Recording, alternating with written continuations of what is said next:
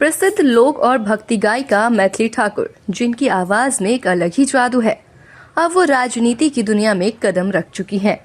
बिहार चुनाव से पहले वो भाजपा में शामिल हुई, अलीनगर सीट से चुनाव लड़ा।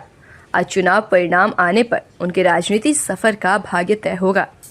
इसके पहले जानिए मैथिली ठाकुर के जीवन और संगीत के सफर के बारे में।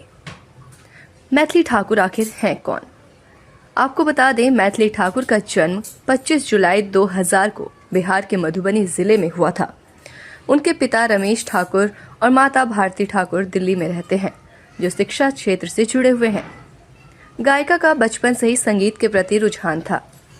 उन्होंने 4 साल की उम्र से ही अपने दादा से संगीत सीखना शुरू किया और 10 साल की उम्र तक जागरणों और स्थानीय संगीत समारोह में कार्यक्रमों में प्रस्तुति देने लगी।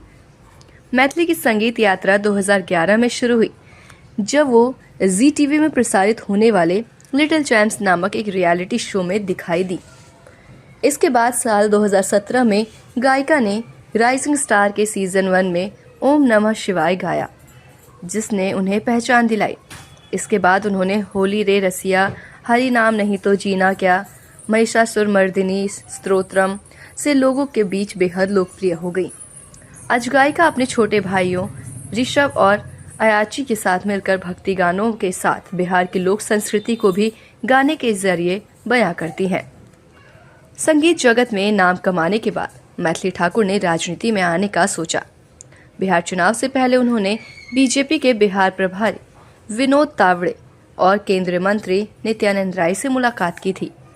कुछ वक्त बाद वो बिहार चुनाव में खड़ी हो गई। इस वक्त भी जब वोटों की गिनती चल रही है, तो वो अपनी सीट से आगे चल रही हैं। पहली चीज की हमारे क्षेत्र को ध्यान में रखते हुए जो पार्टी का मैनिफेस्टो है, उसको लेकर के हम लोग सभी लोगों तक पहुंचाएंगे। कि कई बार ऐसा होता है कि हमारी सरकार की जो योजनाएं हैं ये आम लोगों तक पहुंच नहीं पाती हैं। कुछ अवेयरनेस इशू होता है, लोग उतना ध्यान नहीं दे पाते हैं।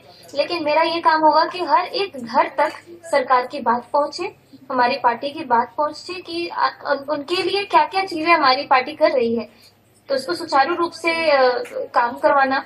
और दूसरी चीज ये कि जो एक पर्सनल मैं कह सकती हूँ कि पर्सनल मैनिफेस्टो है मेरा, जो कि मैं कैमरे पे इसीलिए नहीं बोल रही हूँ। बहुत सारे लोग मुझसे पूछ रहे हैं, लेकिन जैसे होता है ना कि मैंने खुद किसी गांव में विजिट करके देखा कि यहाँ पे ये चीज ठीक नहीं है, उसको चीज ठीक करवाना है। मैंने अपने डायरी में एक अलग से लिस्ट बनाया हुआ है।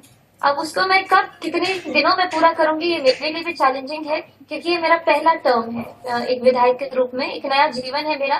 तो मैंने बहुत बेस्ट सोचा है अपने हिसाब से कि अपने क्षेत्र को एक मिसाल के रूप में दिखाऊंगी दुनिया वालों को। अगले 5 साल में जो मैंने काम किया है, ये सब अपने काम से साबित करूंगी कि जो मुझ पे भरोसा करके इतनी यंग लड़की को टिकट दिया गया,